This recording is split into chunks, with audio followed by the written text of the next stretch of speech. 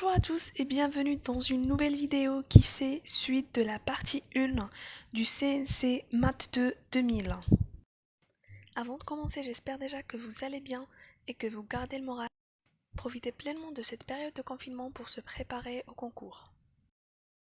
C'est le moment de bien réviser ses cours, refaire ses TD, ses DL, DM, refaites même les DS,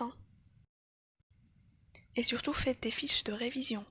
C'est-à-dire réviser son cours dans une feuille A4 recto ou bien recto verso où il n'y aura que l'essentiel, il n'y aura pas les exemples ou les exercices, mais il y aura vraiment que les notions de cours, les théorèmes et les propositions. D'ailleurs, je vous ferai prochainement une vidéo sur comment réaliser sa fiche de révision d'une manière la plus résumée possible.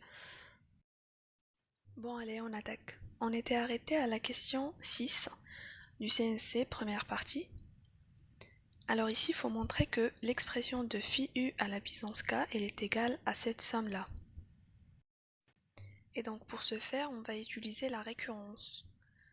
Pour k égale 0, le phi u à la puissance 0 de v, on a juste remplacé le p par 0, ça donne v.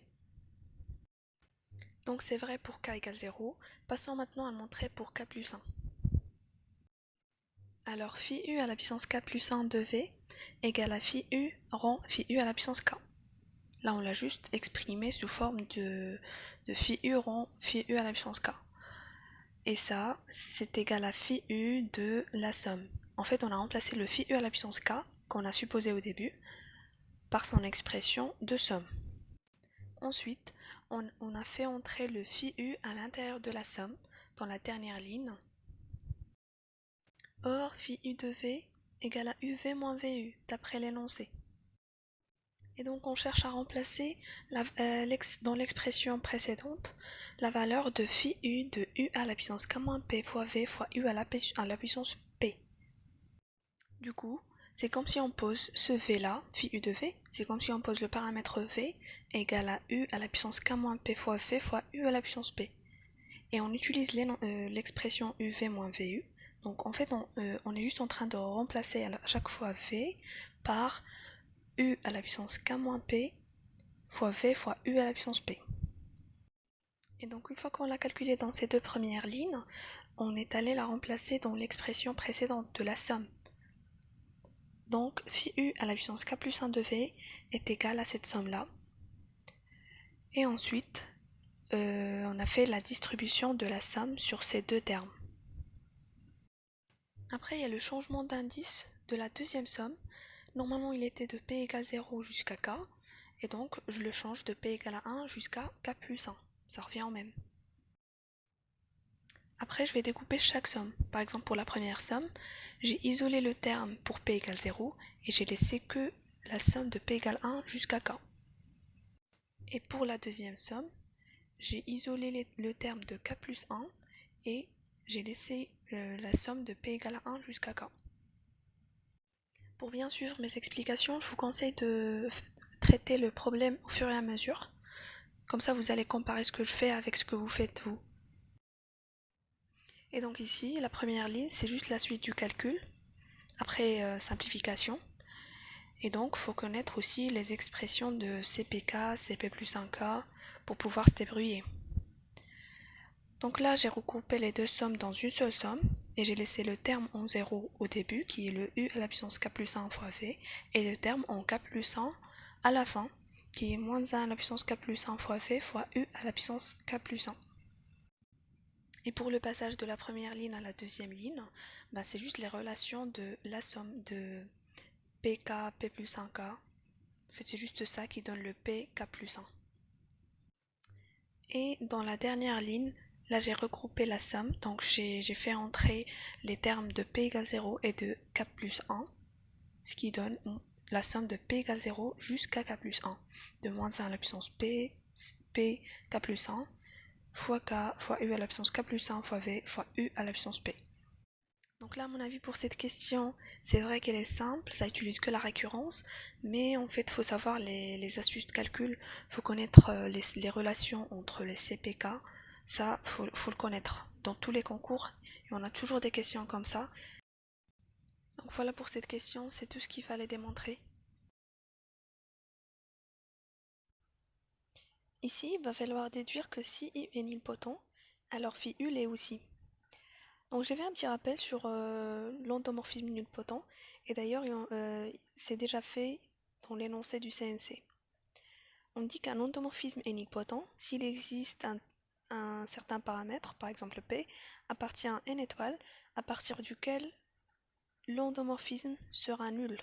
U à la puissance P égale 0. Et du coup, d'après la question A, on avait trouvé que phi U à la puissance K égale à cette somme-là.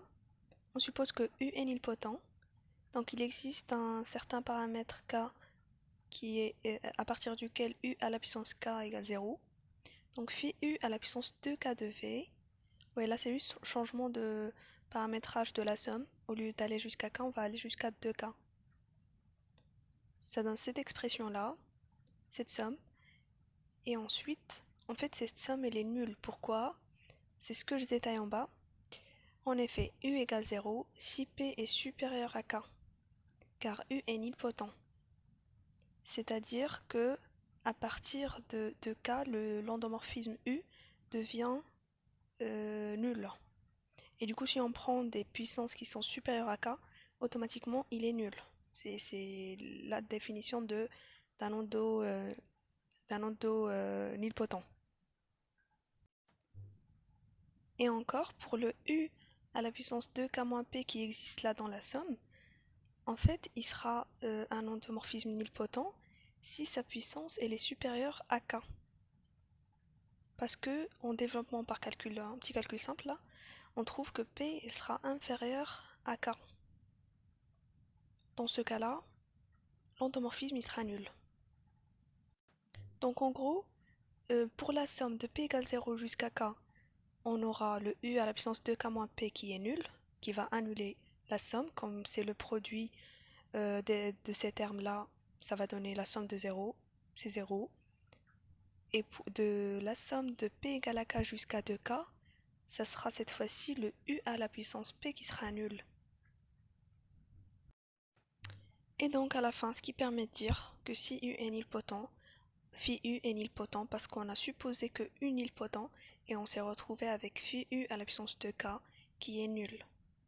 Donc voilà, mais faites attention quand on dit que U est nilpotent, ça veut dire que phi U est nilpotent, on ne parle pas du même paramètre. U il est nilpotent à partir de K, mais le phi U est nilpotent à partir de 2K. Vous voyez?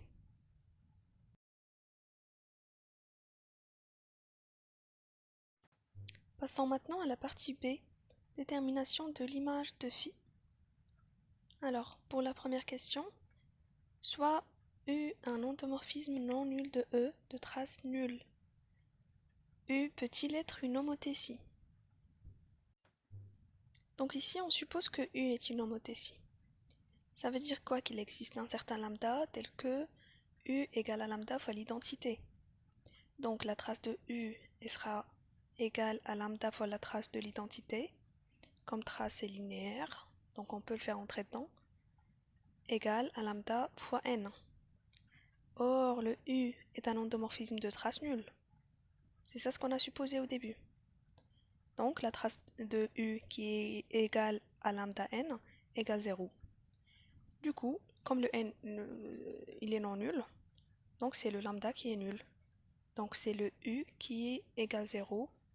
Et ça c'est contradictoire par le fait que U est supposé un endomorphisme non nul. Du coup, U ne peut pas être une homothétie. Deuxième question. Montrer qu'il existe un certain E1 appartient à E tel que la famille E1 U de E1 est une famille libre. Alors d'après une question qu'on a déjà traitée dans la partie de la vidéo précédente, U est une homothétie équivalent à quel que soit X appartient à E, la famille X U de X est liée. C'est ça ce qu'on avait montré. Et en fait, comme on vient de montrer que U n'est pas une homothétie, automatiquement la famille n'est pas liée.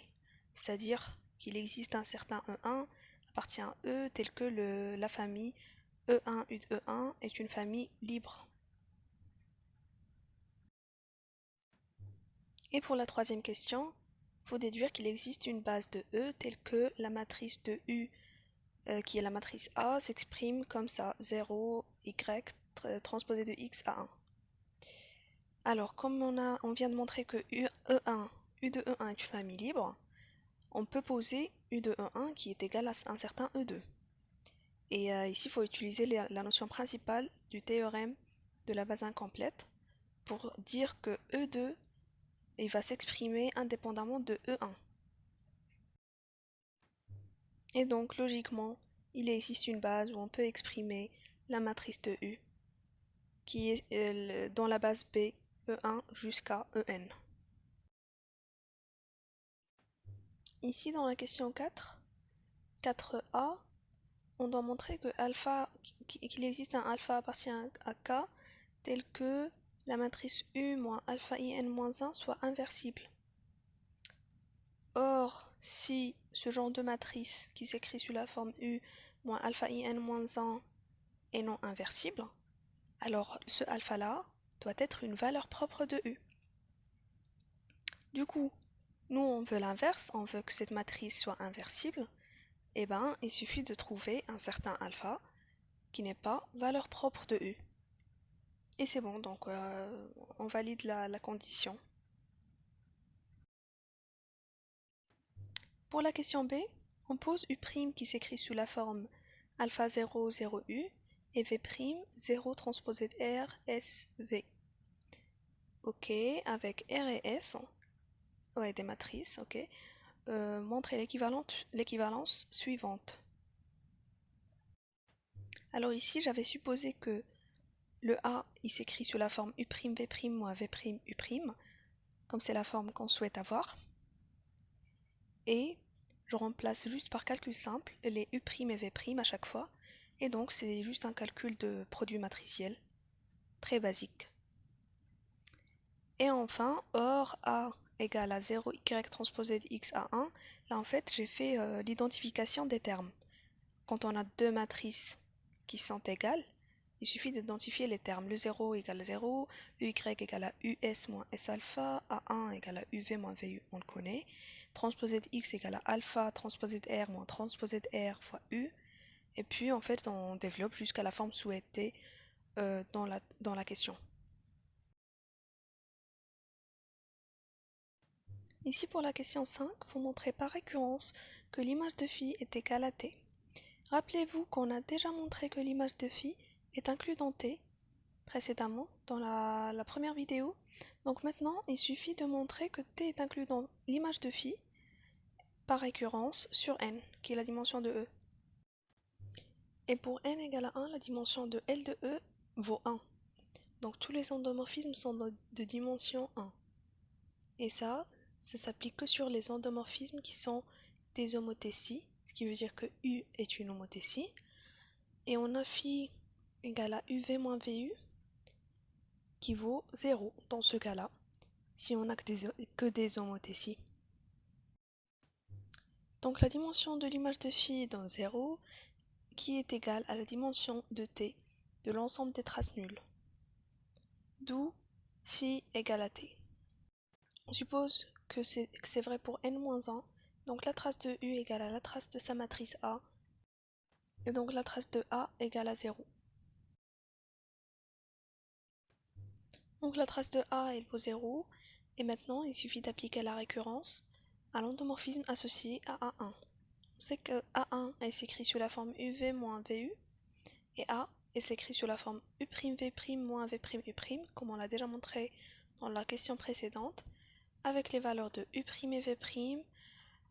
On a montré que U moins alpha in moins 1 est inversible, et du coup, d'après les valeurs de X et Y qu'on a déjà prouvées dans la question 4, on peut sortir R et S. D'après les expressions, pardon.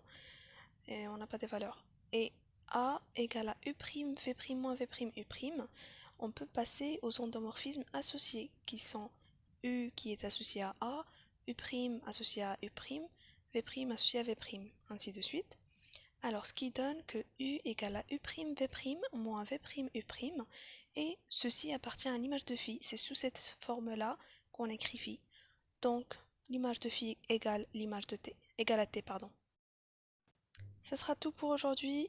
et je vous dis à une prochaine fois. Merci.